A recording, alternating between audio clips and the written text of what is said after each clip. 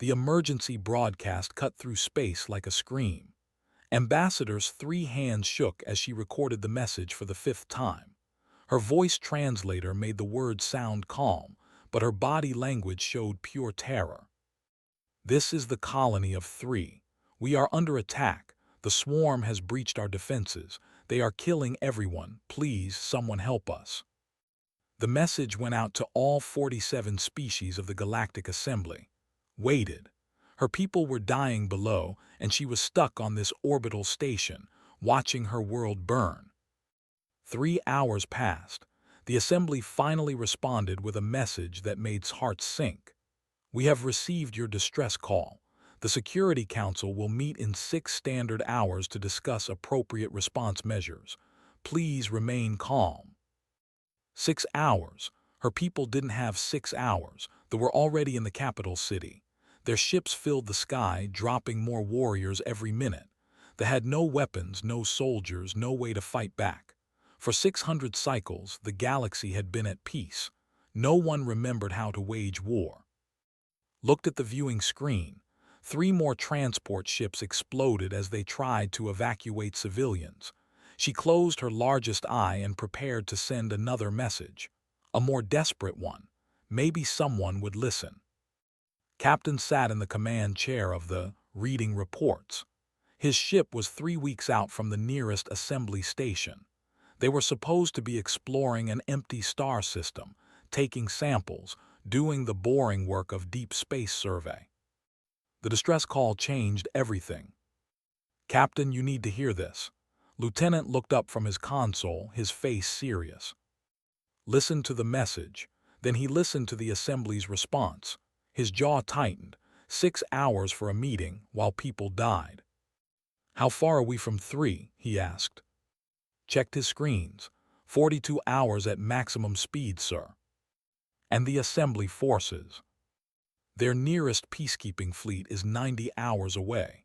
But, sir, they haven't authorized any response yet.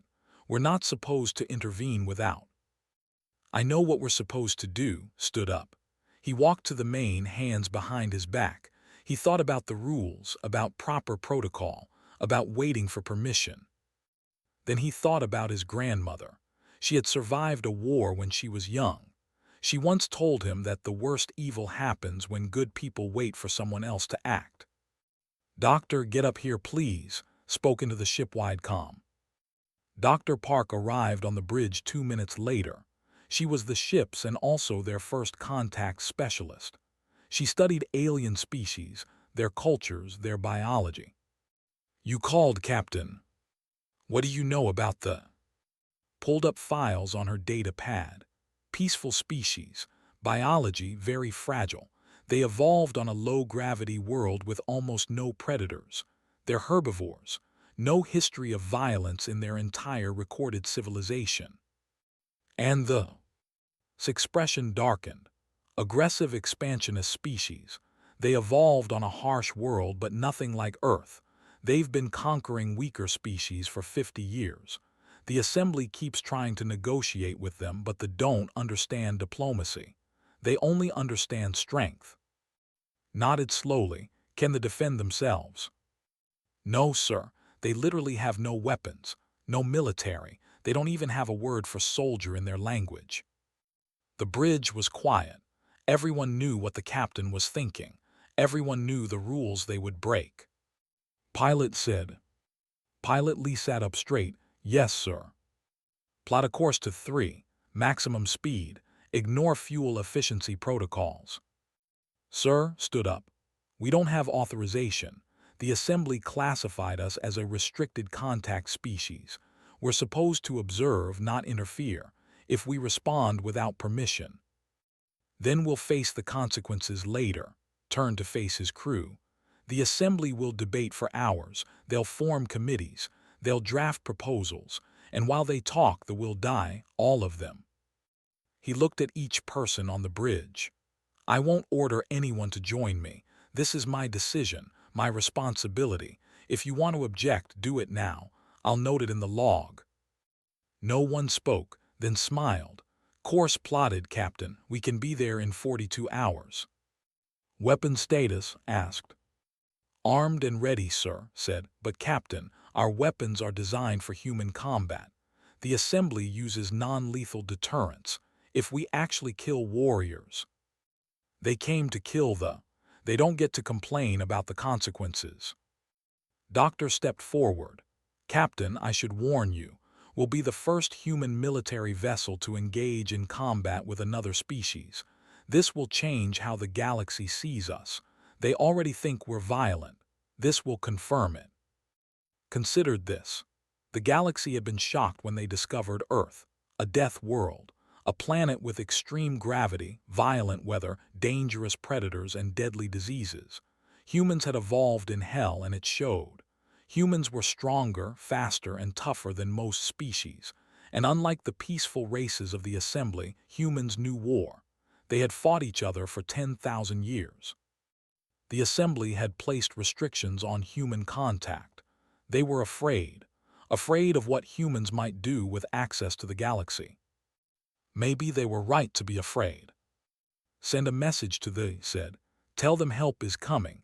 Tell them to hold on for 42 hours. And the assembly asked.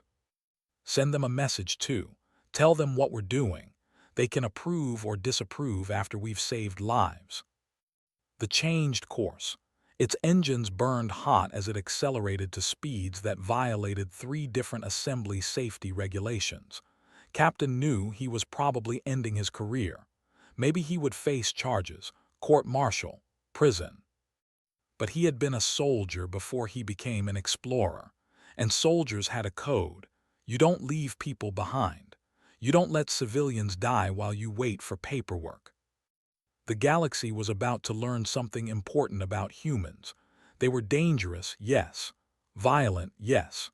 But they were also something the peaceful species had forgotten how to be. They were protectors. Ambassador received the message 17 minutes later. She read it 3 times, not believing what she saw.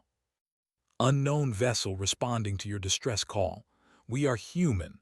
We are coming. Hold your position. Help arrives in 42 hours. Humans had heard of them, the new species from the death world, the ones the assembly was afraid of, the ones with the violent history and the terrifying physical capabilities. She should have been more afraid, but as she watched another city go dark on her monitors, she felt only hope. The humans were coming. And somewhere in the back of her mind, she wondered what they would think when they met a species that actually knew how to fight. The dropped out of faster-than-light travel at the edge of the 3 system. Captain stood on the bridge, watching the tactical display populate with data. What he saw made his stomach tight. 3 cruisers in orbit, Lieutenant reported. Dozens of smaller attack craft.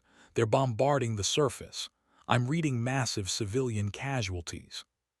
"Where are the defenses?" Doctor asked. Shook his head. "There are none. Their orbital platforms are debris. Their few transport ships are destroyed or fleeing. Captain, the never had a chance."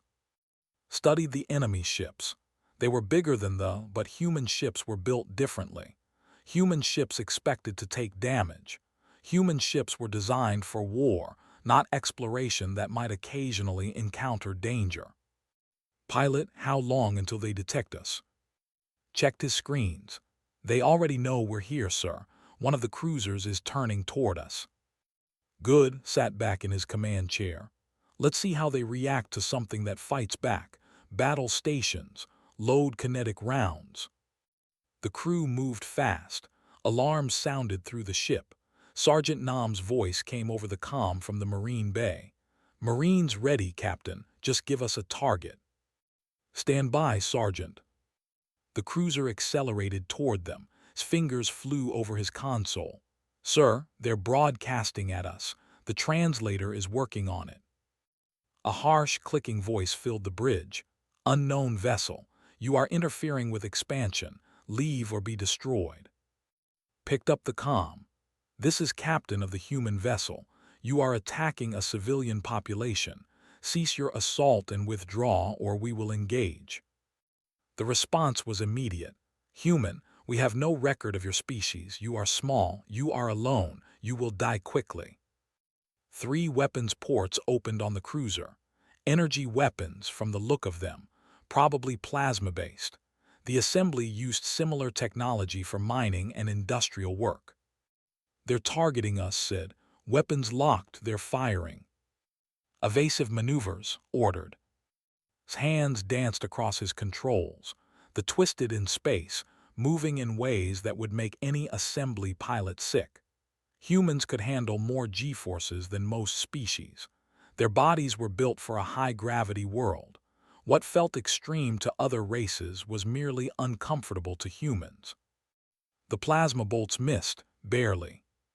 "Their weapons are slow," said with a grin. "They're designed for shooting stationary targets." "Then let's not be stationary," said. "Bring us around, target their weapons ports, fire when ready." The spun. It's fired 3 times in rapid succession. Solid metal slugs accelerated to incredible speeds by magnetic rails. No plasma, no energy weapons, just solid matter moving very, very fast. The kinetic rounds punched through the cruiser's hull like it was paper. 2 of their weapons ports exploded. Atmosphere vented into space. "Direct hit," shouted. "Their shields didn't even slow us down." Doctor looked confused. "They had shields." "Yes, but they're designed to stop energy weapons and radiation, not solid objects," smiled. "Looks like they never fought anyone who used kinetic weapons." The cruiser was already turning away, damaged, but the other 2 ships were moving in now, and from the planet, smaller attack craft were launching to intercept. "Sir, we're outnumbered 15-1, said. Watch the tactical display. The ships were spreading out, trying to surround the... It was a good strategy. Against any assembly ship it would work. But assembly ships weren't built by a species that had spent 10,000 years perfecting the art of killing each other. "Play some music, something loud." "Sir, you heard me. Let's give them a proper human welcome." Grinned and touched his controls. Electric guitar sounds screamed across all frequencies. Heavy drums pounded. They probably had no idea what they were hearing. "Now," said calmly, "show them what a Death World species can do." What happened next would be studied in military academies for years. Pushed into a dive that violated 6 assembly safety regulations. The ship screamed toward the planet, toward the mass of attack craft launching from the surface. The small ship scattered, unable to match human piloting. They fired it again and again.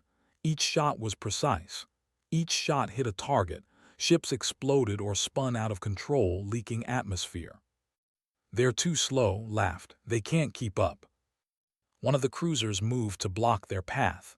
It was a good move. The cruiser was huge, and they was about to crash right into it. They started. "I see it," pulled up hard, the groaning under the stress. They skimmed over the cruiser's hull, so close that proximity alarms screamed. As they passed, fired everything they had at point-blank range. The cruiser's bridge section exploded. The massive ship began to list, powerless.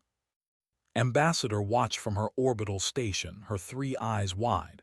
The human ship moved like nothing she had ever seen. It twisted and spun and dove through space like it was dancing. And everywhere it went, ships died.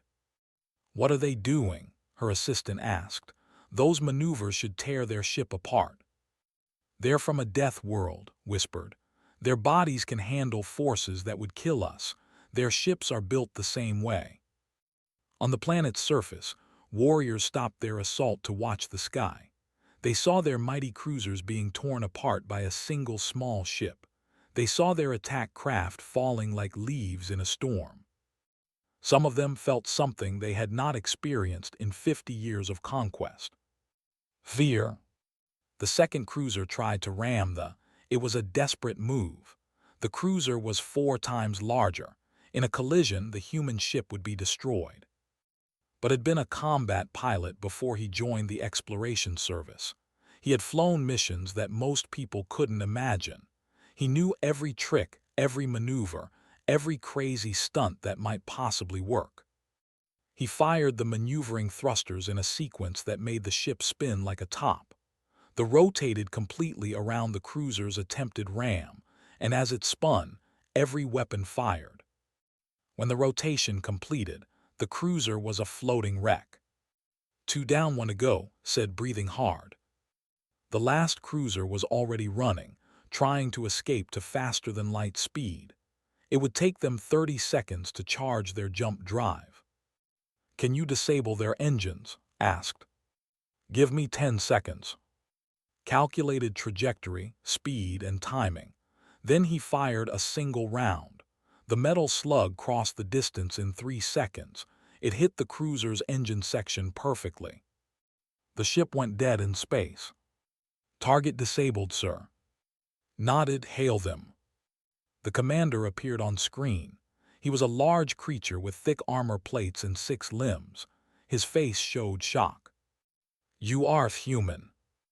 "Yes, and you are leaving this system. Now, if you return, we will destroy every ship you send. If you attack any more civilian populations, we will find you. Do you understand?" The commander stared at. In all his years of conquest, he had never retreated, never failed. His species ruled through strength. But these humans were stronger. "We understand," he said slowly. Then the transmission cut. The forces on the planet began withdrawing to their landing craft. Within an hour, they were gone. 50 years of unstoppable expansion ended in a single afternoon. Ambassador's hand shook as she sent a message to the, "This is Ambassador of the, you saved us. You saved my people. How can we ever repay you?" Captain's face appeared on her screen. He looked tired. "You don't owe us anything, Ambassador. We just did what anyone should do. We helped. But you risked your lives, your ship, for strangers." Smiled. "That's what humans do. We're not perfect. We've made terrible mistakes. But when someone calls for help, we answer." Felt her eyes filling with tears. "The galaxy has been at peace for so long. We forgot that peace must be protected. We forgot that kindness without strength is just waiting to be victimized." "You'll learn," said. "We can teach you, not how to wage war, but how to defend peace." As they moved into a stable orbit, the crew allowed themselves to relax. They had won, but they all knew this was just the beginning. The galaxy had seen what humans could do, and everything was about to change. Sergeant Nam stood in the, checking his squad's equipment one last time. 20 Marines, full combat gear, preparing to deploy to the surface of 3. The orbital battle was over, but they still had 2,000 warriors on the ground. "Listen up," said to his team. "They are civilians. They've never seen combat. Some of them might be scared of us, so keep your helmets on and stay professional. We're here to help, not terrify them more than they already are." Corporal adjusted her demolition pack. "Sarge, what if they don't run? What if they want to fight?"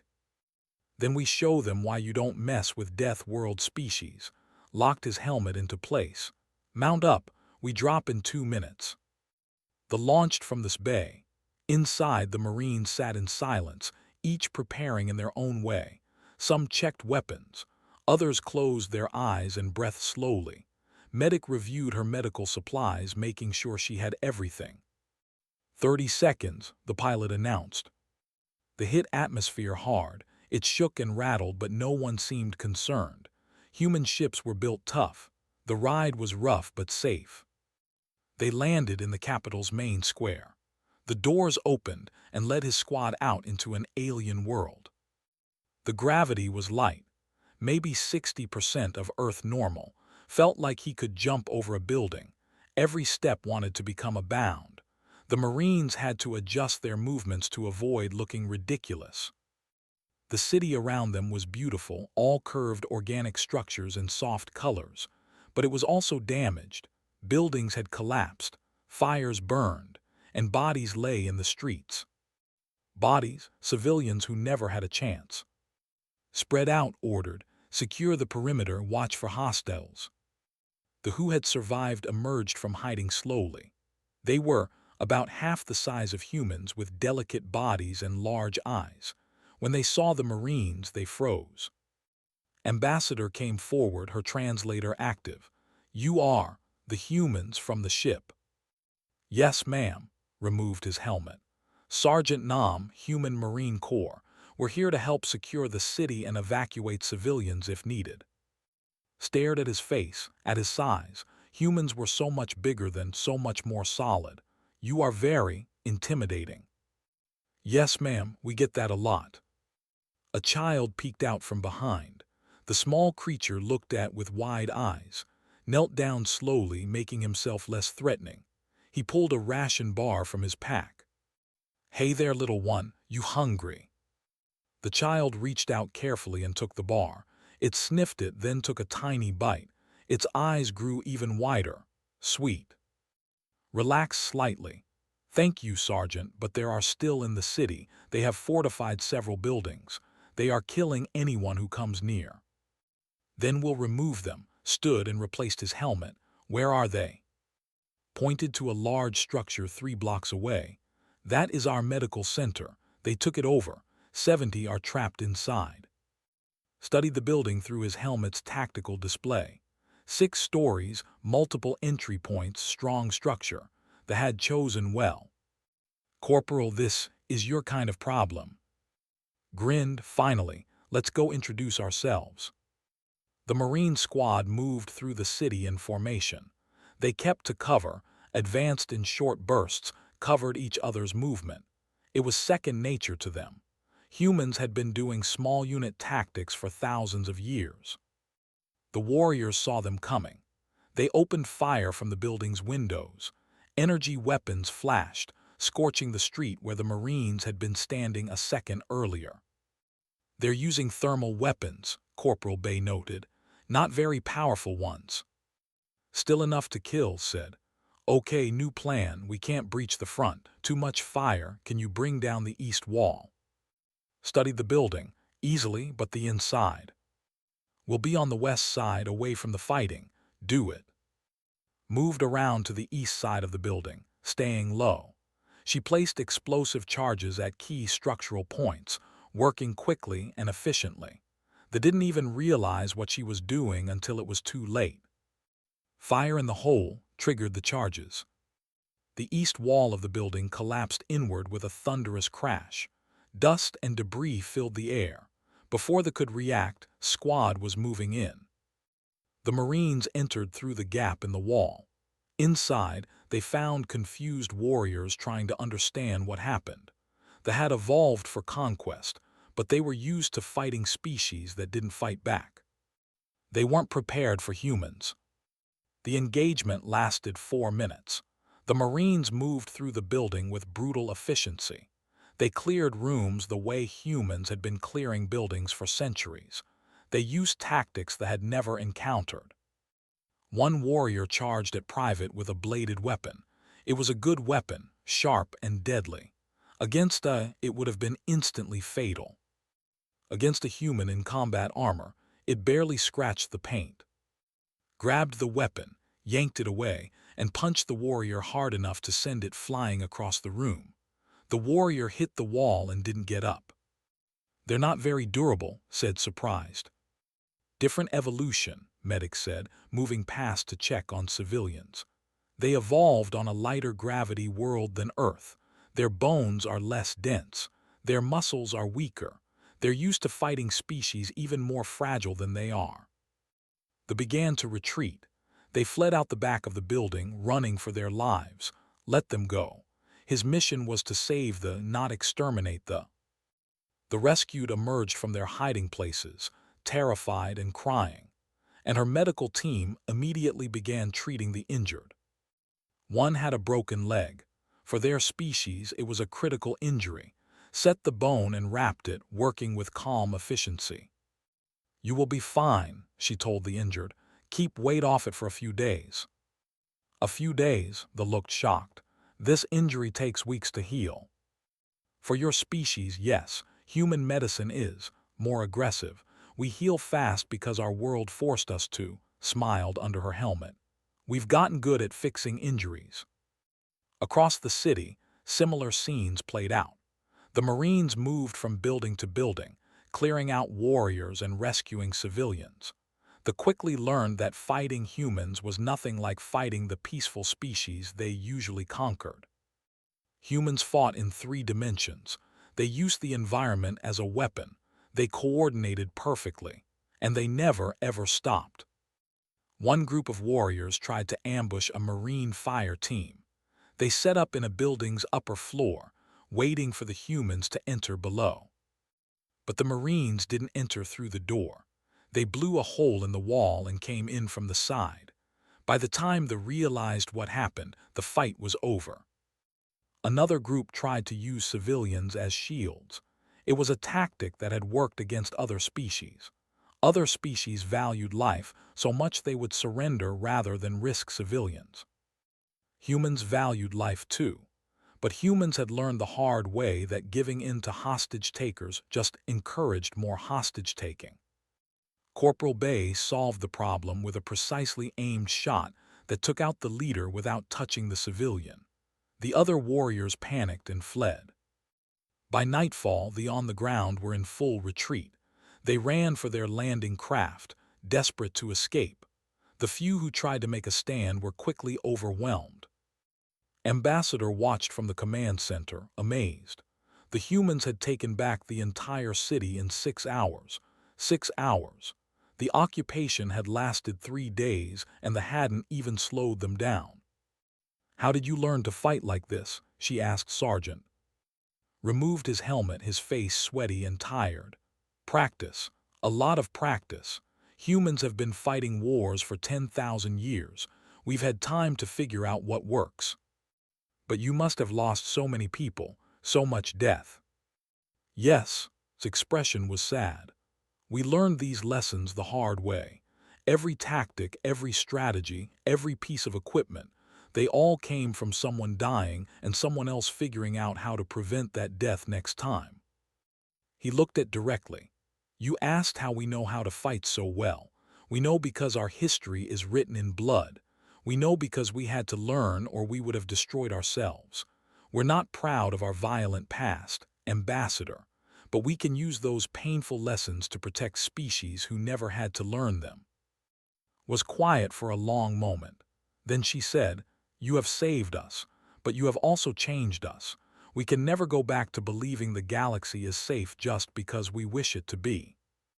"No," agreed, "but you can learn to protect yourselves. You can learn to be strong without losing your kindness. That's what we're still trying to figure out ourselves." The last landing craft lifted off, fleeing into the sky. On the ground, civilians emerged from hiding.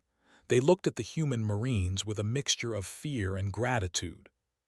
The Marines helped clear rubble. They shared their food. They played with children who were brave enough to approach. And slowly they began to understand.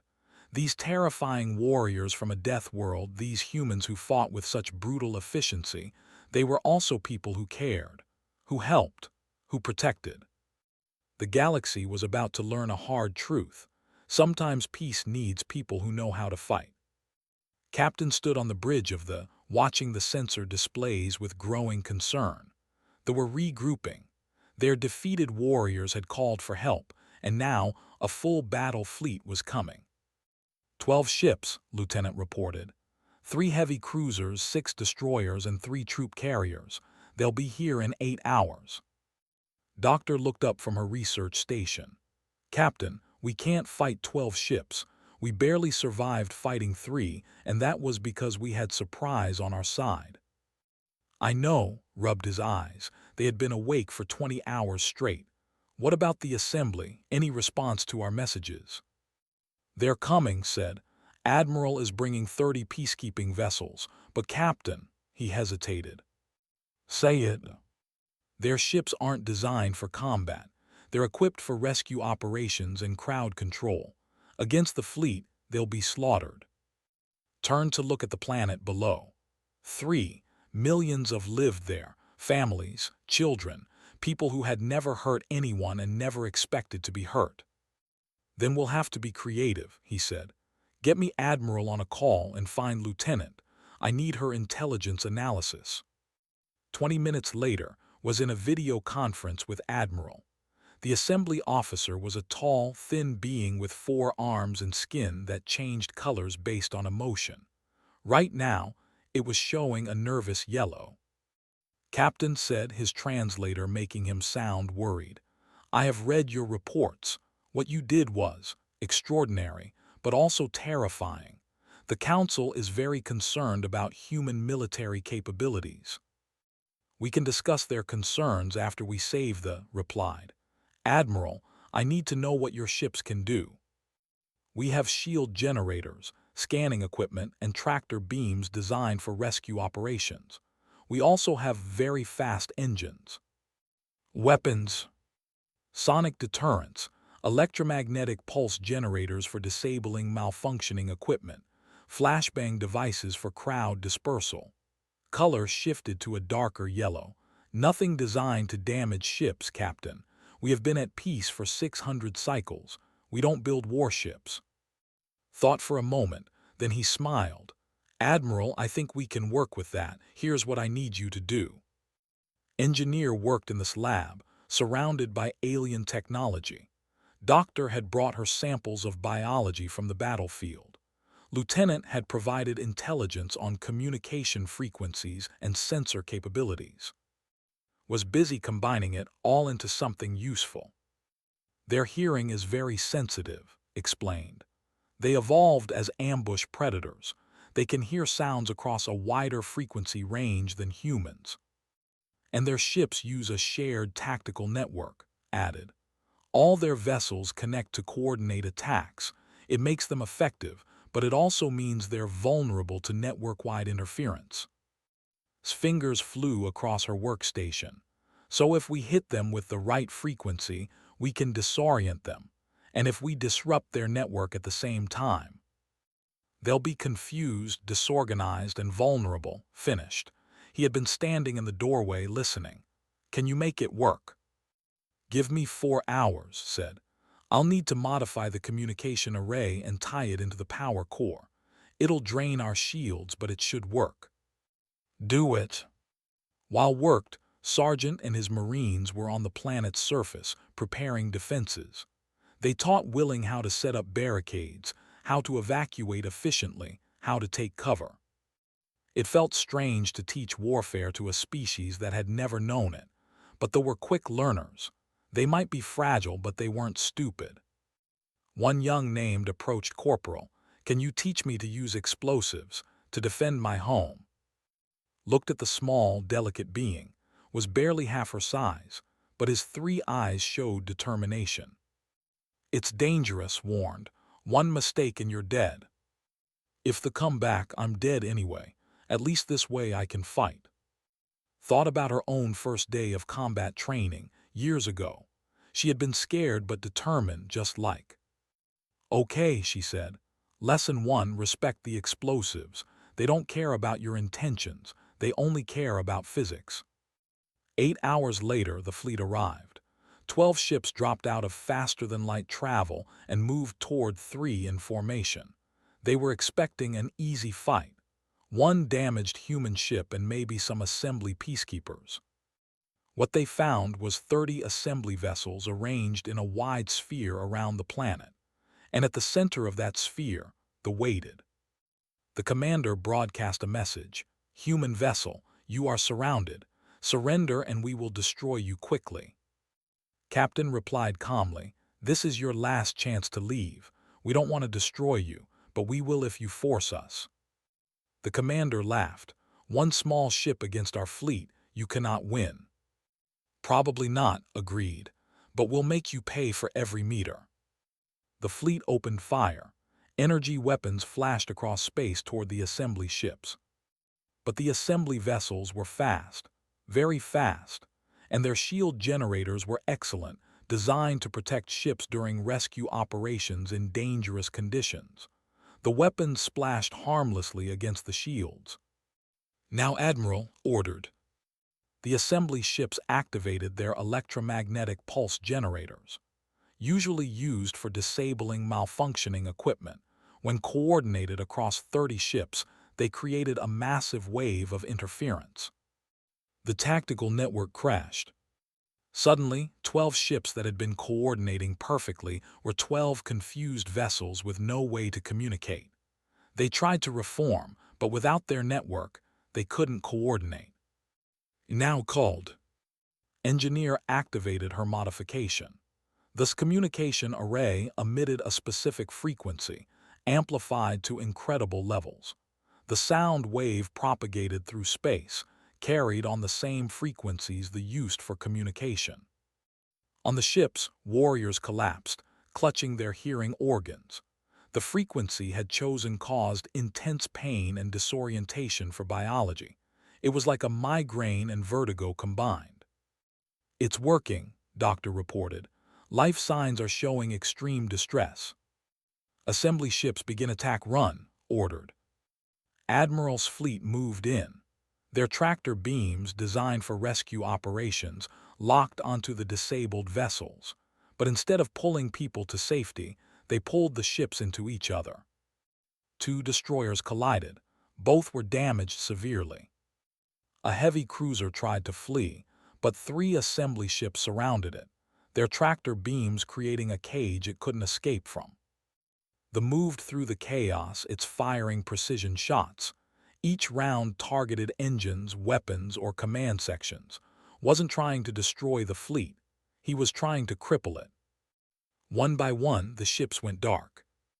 The entire battle lasted 17 minutes. When it was over, the fleet was disabled but intact.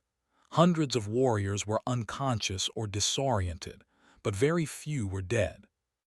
Admiral's face appeared on screen. His color had shifted to a bright, surprised blue. "Captain, we won. We actually won. I cannot believe it." "You had the tools all along," said. "You just needed someone to show you how to use them differently." The commander recovered enough to communicate, broadcast a message. "You did not destroy us. Why?" Considered the question. "Because we're not conquerors. We don't kill for the sake of killing. You attacked civilians. We stopped you. That's all we needed to do. You are merciful. We're human. We understand that today's enemy might be tomorrow's friend. Take your fleet and go. Tell your leaders that the galaxy isn't defenseless anymore. Tell them that peace is protected now." The fleet limped away, damaged but alive. On 3, Ambassador watched the ships depart. Beside her, Sergeant stood in his armor. "You could have destroyed them," she said quietly. "Yes, but you showed mercy." "We showed restraint," corrected. "Mercy is about forgiveness. Restraint is about choosing not to use all your power just because you have it. The galaxy needs to know we can fight, but also that we choose not to when we don't have to." Looked at the human. So big, so dangerous, so capable of violence, and yet so carefully controlled. "Your species is very complicated," she said. Smiled. "Yes, we've had 10,000 years to get complicated." In this medical bay, medic treated 4 Marines who had been injured during the evacuation efforts on the planet. None of the injuries were serious by human standards: a broken arm, some burns, a concussion. But the medical staff who were observing looked horrified. "You let them continue working with these injuries?" one doctor asked. "They're not life-threatening," explained. "And we needed everyone. They'll heal in a few weeks." A few weeks. These injuries would kill in days. Paused in her work. "Your species is more fragile than ours, but that doesn't make you weak. It makes you different. You evolved for peace. We evolved for survival. Both are valid." The doctor looked at the injured Marines, who were joking with each other despite their wounds. "You are very strange humans." "Yes," agreed cheerfully, "but we're good in a crisis." As they prepared to leave orbit, Ambassador sent a final message. "Thank you, Captain. Thank you, all of you. You saved our world. You saved our people. And you taught us that kindness must be protected by strength." Smiled at the camera. "You're welcome, Ambassador, and remember, you're not helpless. Today you learned that you can defend yourselves. You just needed the right teachers." The galaxy was changing, and humans, the dangerous species from the death world, were teaching it that peace was not about avoiding conflict. Peace was about being strong enough to end it. 3 weeks after the Battle of Three, the Galactic Assembly convened its largest gathering in 200 cycles. Representatives from all 47 member species filled the Grand Chamber, but all eyes were on the humans. Ambassador stood at the central podium, wearing the formal uniform of Earth's diplomatic corps. Behind her, captain and sergeant stood at attention. The entire crew of the had been summoned to answer questions. The chamber buzzed with conversation. Some species looked at the humans with gratitude, others looked with fear, many looked with both. Council Speaker, a crystalline being whose body refracted light into rainbow patterns, called for silence. We are here to discuss the human intervention at 3. This unprecedented action has raised many concerns. Ambassador, you may speak. Step to the podium. She had practiced this speech for days, but now that the moment was here, she decided to speak from her heart instead. Honorable Speaker, esteemed representatives, I stand before you knowing many of you are afraid of my species. You see what we did at 3 and you wonder if we're dangerous. Let me answer that clearly. Yes, we are dangerous. A murmur ran through the chamber. That was not the diplomatic answer they expected. Continued.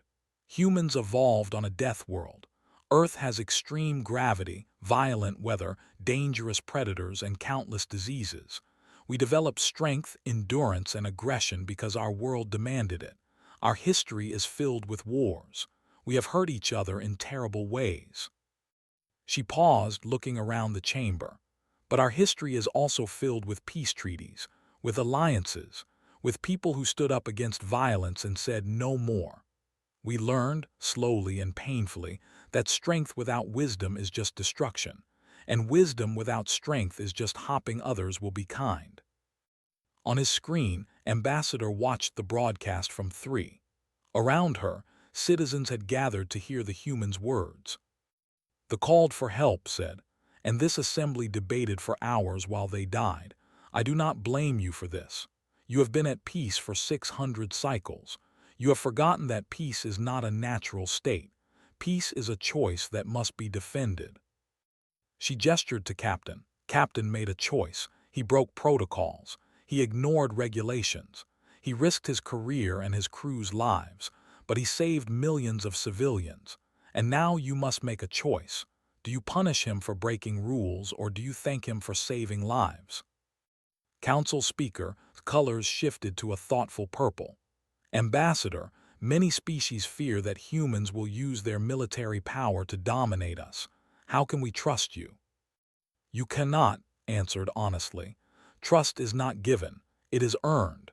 We can only show you through our actions what kind of species we choose to be. She took a deep breath. We could have destroyed the fleet completely. We had the power, but we chose restraint.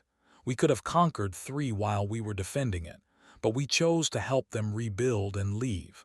We could have hidden our military capabilities, but we chose transparency. General Song, watching from Earth, nodded in approval. The ambassador was doing well. A representative from the species, a floating being made of gas, spoke up. But what happens when you disagree with assembly decisions? Will you enforce your will through violence? No, said firmly. That would make us conquerors, not protectors, but we will not sit by while civilians are slaughtered either. If the assembly cannot or will not act, we will. That sounds like a threat, another representative said. It's a promise, corrected. A promise that no one in this galaxy has to face extinction alone. Dr. Park stepped forward, having been given permission to speak. May I add something, Ambassador? Nodded. Addressed the chamber. I study alien species, and I have learned that every species in this assembly is remarkable. They create beautiful art. They understand physics in ways we're still trying to learn. The crystalline beings process information faster than our computers. She gestured around the chamber. You are all amazing, but you are also all from worlds that were kind to you. Your evolution was guided by cooperation and peace. Ours was guided by survival and struggle. That does not make us better, it makes us different. And right now, the galaxy needs what we have learned. Ambassador's message appeared on his data pad. Please, let me speak to the assembly. Looked at council speaker. The ambassador requests to address the chamber. Granted. His image appeared on the main display. She spoke in her own language, letting the translators work. I was terrified when the humans arrived. They were so big, so heavily armed, so efficient at violence. I watched them fight, and I understood why the assembly classified them as a restricted species. She paused. But I also watched them comfort frightened children. I watched them share their food. I watched them teach us how to defend ourselves rather than making us dependent on them. And I watched them show mercy to enemies who showed none to us. Her three eyes looked directly at the camera. If humans wanted to conquer the galaxy, they could, but they don't want conquest. They want to help. They want to teach. They want to protect. And I believe them. The chamber was silent for a long moment. Then another voice spoke up. It was Admiral. I fought alongside the humans, he said. They showed me that our peaceful tools could be used for defense. They taught me tactics in 17 minutes that I had never considered in my entire career. And they trusted me to help, even though my ships were designed for rescue, not war. He looked at the human delegation. I was afraid of humans before 3. Now I am afraid of what might have happened if they had not been there. The debate continued for hours. Some species argued for restricting human military action. Others argued for giving humans complete freedom. Compromises were proposed and rejected. Finally, council speaker called for a vote. The council proposes the creation of the Guardian Initiative, a joint defense force including volunteers from all species, with humans serving as military instructors and coordinators. This force will respond to threats against civilian populations. All actions must be reported to the Assembly, but emergency response will not require approval. Do the representatives agree? One by one, the species voted, some enthusiastically, some reluctantly, but in the end, the vote was unanimous. The Guardian Initiative was approved. After the session, Captain found Sergeant standing outside the chamber, looking at the alien city through the windows. Thinking about the future, Sergeant asked. Thinking about the past, sir. My grandmother told me stories about the war she survived, about the terrible things people did to each other. She made me promise to use strength to protect, not to harm. You honored that promise. Did I? 4 of my Marines died at 3. Stood beside him, and millions have lived. Your Marines knew the risks. They chose to serve. They died protecting others, not conquering them. There is honor in that. Was quiet for a moment. What happens now, Captain? We're going to train other species to fight. We're going to spread human military knowledge across the galaxy. What if we're making a mistake? We might be, admitted. But the alternative is watching more species like they get slaughtered because they can't defend themselves. At least this way, they have a choice. 2 months later, the first Guardian training facility opened on a neutral world. Sergeant led the program. Volunteers from 12 species arrived for basic training. On the first day, stood before a group of very different beings. Crystalline beings and others. Some were tiny, some were fragile. None of them looked like soldiers. Welcome, said. You are here to learn defense, not conquest, not aggression. Defense. We will teach you tactics, strategy, and combat skills. But more importantly, we will teach you when to use those skills and when not to. A young raised one of his hands. It was the same one who had asked Corporal to teach him about explosives. Sergeant, can we really become warriors? We are not strong like humans. Strength comes in many forms, replied. You will never be as physically strong as humans, but you can be clever, fast, coordinated. You can learn to use your environment, your technology, and your unique abilities. Most importantly, you can learn to work together. He gestured to the training field. Humans spent 10,000 years fighting each other. We learned tactics through blood and death. You don't have to repeat our mistakes. We can teach you what we learned, so you only have to fight when necessary. The training began. It was hard. Many volunteers quit, but many stayed. They learned. They adapted. They became something their species had never been before. Defenders. Doctor established cultural exchange programs. Humans learned from alien species about art, philosophy, and science. Aliens learned from humans about resilience, tactical thinking, and the complicated balance between peace and strength. Engineer helped alien species adapt human technology to their needs.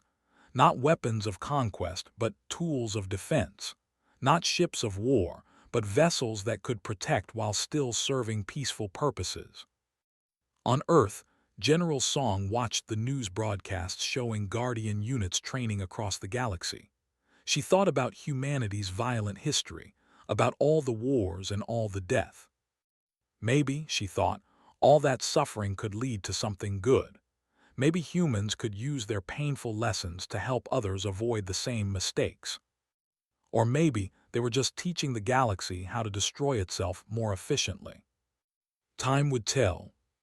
Ambassador stood in her office looking at a message from the government. They wanted to negotiate, to talk, to discuss peace. The species that had conquered for 50 years without negotiation wanted to talk, because they had met someone stronger who chose not to destroy them. She smiled. Maybe this would work after all. 5 years later, Captain stood on the bridge of a new ship. But the Guardian one, the flagship of the new defense force. Around him, officers from 6 different species worked together. A distress call came in. A colony whirled under attack by raiders. In the old days, the assembly would have debated for hours. Now, Guardian units were already on their way. Thought about that first day when he chose to respond to the distress call. He had broken rules, risked everything, changed the galaxy forever. He still didn't know if it was the right choice, but it was the choice he could live with. Behind him, Lieutenant reported, "All Guardian ships responding, Captain. Estimated arrival in 4 hours." "Good," said, "let's go protect some people." The galaxy had changed. Peace was no longer maintained by hoping everyone would be kind. It was maintained by people who were strong enough to fight, but wise enough to seek peace first. And if that peace was threatened, there were Guardians ready to defend it. Humans had cried for help many times in their violent history. Sometimes help came, sometimes it didn't. Now when others cried for help, humans answered. Not because they had to, not because they were ordered to, but because they understood better than most what it meant to need help and have no one answer. They cried for help and responded. The galaxy would never be the same. And maybe, just maybe, that was a good thing.